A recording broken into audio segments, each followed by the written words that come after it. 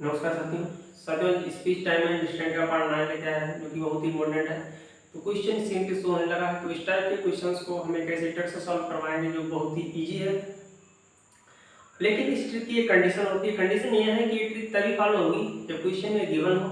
Question में दिया हो कि जब कोई व्यक्ति अगर एक स्थान से दूसरे स्थान पर जाता है और वो दूसरे स्थान से उस पहले वाले स्थान पर वापस आता है, मतलब एक स्थान से दूसरे स्थान पर जाने में और दूसरे स्थान से पहले वाले स्थान पर वापस आने में बीच का जो गैप है वो सेम होना चाहिए। ऐसा नहीं कि जाने में कुछ और उसने दूरी तय की और वापस आने में उसने कुछ और दूरी तय की, ऐसा नहीं होना चाहिए। जितनी दूरी जाने में तय की उस स्थान पर उतनी ही दूरी उस स्थान से उस पहले वाले स्थान पर आने में तय की जानी चाहिए। कारण स्पीड चेंज होगी उससे कोई फर्क नहीं पड़ता।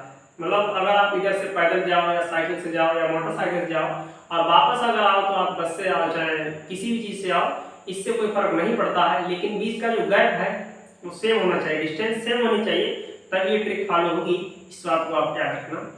तो क्वेश्चन स्क्रीन पे शो होने लगा जो कि कहता है कि एक कार स्थान ए से चलकर 120 किलोमीटर की दूरी पर स्थित स्थान बी को 60 किलोमीटर प्रति घंटा की एक समान चाल से जाती है, किंतु लौटने में बी से ए की वही दूरी 40 किलोमीटर प्रति घंटा की एक समान चाल से तय करती है। पूरी यात्रा में कार की औसत चाल किलोमीटर प्रति घंटा में क्या है। यानी क्वेश्चन ये कहता है कि एक कार है जो एक स्थान से चली, स्थान बी की ओर गई और स्थान ए और बी के बीच का जो गैप है वो दोस्तों है 120 किलोमीटर। मतलब कोई कार ए से अगर बी पर गई तो उसने एक का नाम 120 किलोमीटर की दूरी तय की और बी से जब वो एक का नाम ए पर आई तब भी उसने 120 किलोमीटर की दूरी ही तय की। लेकिन जाने में उसकी स्पीड थी 60 किलोमीटर प्रति घंटा और जब वो वापस आ रही थी तो उसकी स्पीड थी 40 किलोमीटर प्रति घंटा। तो हमने आपको बता चुके हैं कि स्पीड सेम होनी चाहिए, सॉरी का नाम डिस्टेंस सेम होनी चाहिए, स्पीड चाहे जो भी हो उससे कोई फर्क नहीं पड़ता है। ठीक, तो हम क्या करेंगे, यही हमारा फार्मूला है। ट्रिक औसत चाल average speed equal to 2 into यानी चालों के गुणनफल का दोगुना बटे चालों का योगफल। बस देखिए आंसर आ गया समझो। चालों के गुणनफल का दोगुना, तो पहली चाल है हमारी 60, दूसरी है 40। ठीक, यहाँ पर हमने क्या कर दिया, गुणनफल कर दिया अपन में चालों का योगफल, यानी यहाँ पर अब नीचे हमने जोड़ देंगे 60 और 40 कितना हुआ 100। बस सिंपलीफाई कर दो, 0 से 0 कैंसिल, 6 चौक 24 दूनी 48 किलोमीटर प्रति घंटा हमारा राइट आंसर होगा जो कि ऑप्शन डी है। ठीक, तो बढ़ते हैं दोस्तों अगले क्वेश्चन की ओर। तो अगला क्वेश्चन स्क्रीन पे शो होने लगा जो कि कहता है कि एक मोटर कार किसी स्थान पर 20 किलोमीटर प्रति घंटा की चाल से जाती है और वहां से 30 किलोमीटर प्रति घंटा की चाल से वापस आती है। पूरी यात्रा में कार की औसत चाल किलोमीटर प्रति घंटा में कितनी है। यानी ये कार है, एक मोटर कार है, किसी स्थान पर मतलब कोई दूरी है, किसी दूरी पर कोई स्थान है, वहां पर 20 किलोमीटर प्रति घंटा से जाती है और वहां से जब वापस लौटती है तो 30 किलोमीटर प्रति घंटा की स्पीड से वापस लौटती है। यानी क्वेश्चन ये कहता है बीच का जो गैप है वो सेम है। ठीक, तो यहाँ पर ये ट्रिक फॉलो होगी। एवरेज स्पीड पहुंच रहा है तो बस आपको वही करना है कि चालों का गुणनफल, तो जाने में उसकी स्पीड थी 20 और वापस आने में स्पीड थी 30।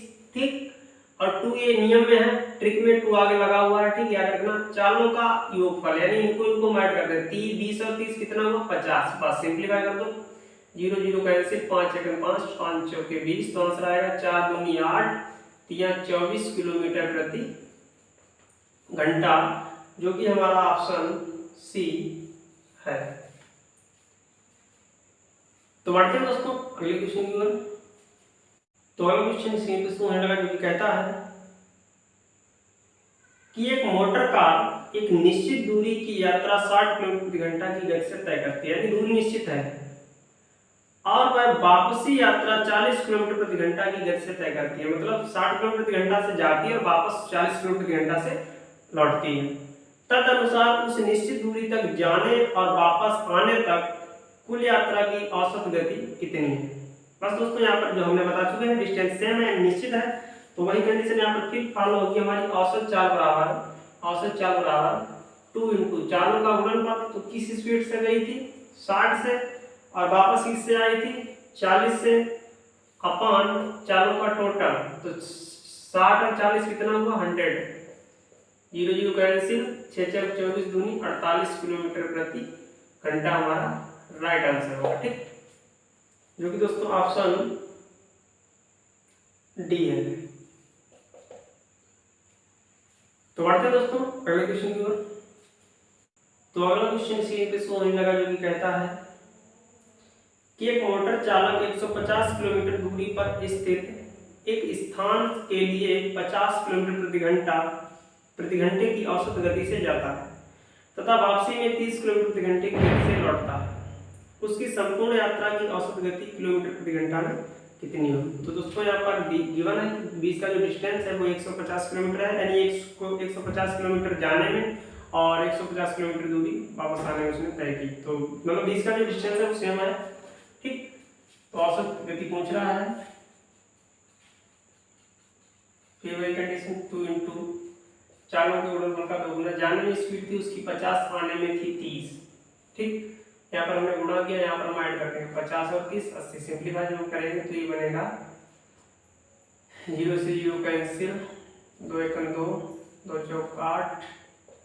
ठीक, 4 से अगर इसे और काटे 2 2 4, 25 दूनी 50, 25 या 75 बटा 2, 2 3 6, 2 7 2 5 5, यानी 37.5 किलोमीटर प्रति घंटा, जो कि option C is the correct answer. तो दोस्तों आज के लिए इतना ही। वीडियो अच्छा लगा तो प्लीज वीडियो को लाइक करना, ज़्यादा से ज़्यादा शेयर करना, चैनल पर नए हैं तो चैनल को सब्सक्राइब जरूर कर लेना, जिससे जब भी हम कोई वीडियो अपलोड करेंगे तो उसका नोटिफिकेशन आपके पास तुरंत आ जाएगा। Thanks for watching.